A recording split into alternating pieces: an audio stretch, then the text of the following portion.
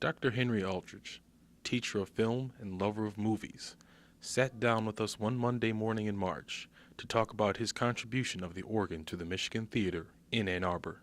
What is this thing? How does it work? Where are the speakers? That's the first thing they ask. Is this a Hammond? No.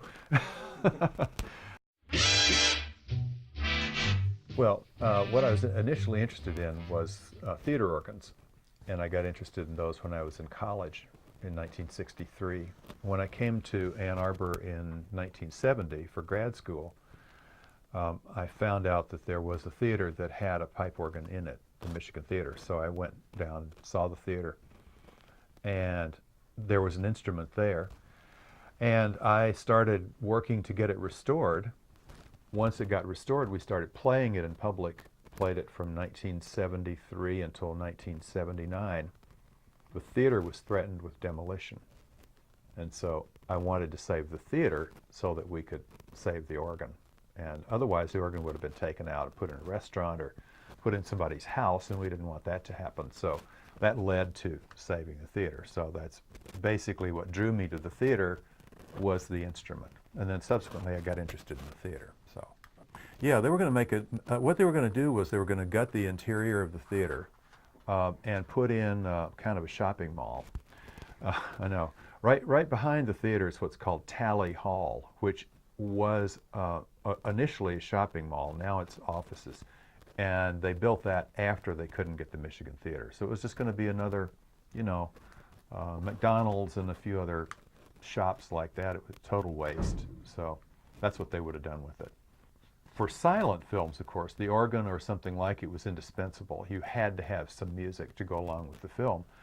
And so the pipe organ produces this wonderful, rich, colorful sound that brings a really lively music to the film. And if you've ever seen a silent film without the music, you know how really crucial music is. So the pipe organ just makes the whole experience of seeing a silent film much, much more interesting in terms of just the emotional content of the film, the way the story's told, the way you're engaged with the film, all of those things.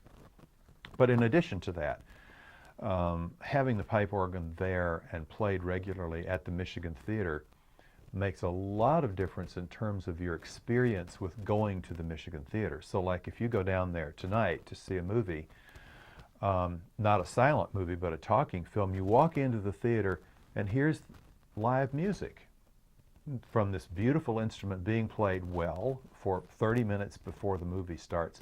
It's a vastly different experience from going to, let's say, a mall cinema where they're playing commercials and you can hear the loud music from next door and everybody's talking on their cell phones and that kind of stuff. It's just a much classier kind of thing.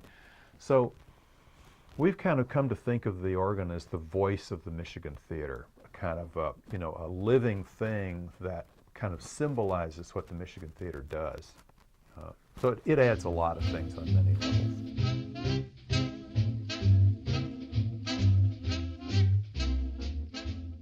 Some people have never heard of a theater organ. Some people have never heard a pipe organ before.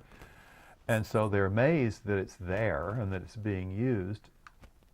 And then once that, that kind of aha experience is over with, people, I think, are very much interested in what it is, why it's there, how it got restored. And then some people are actually interested in the music, and they want to know how you learned how to do it. I have people come up to me afterwards and they say, "That was great. How'd you learn how to do that?" And I say, "I take lessons, just like any other musician. You find somebody who knows how to do it, and you learn from them." So there are varying levels of curiosity about it, but inevitably the response has been positive, very, very positive, and we've been lucky. Today, the Michigan Theater stands not only as a landmark in Ann Arbor, but one of the last few bastions where moviegoers can experience authentic organ accompaniment.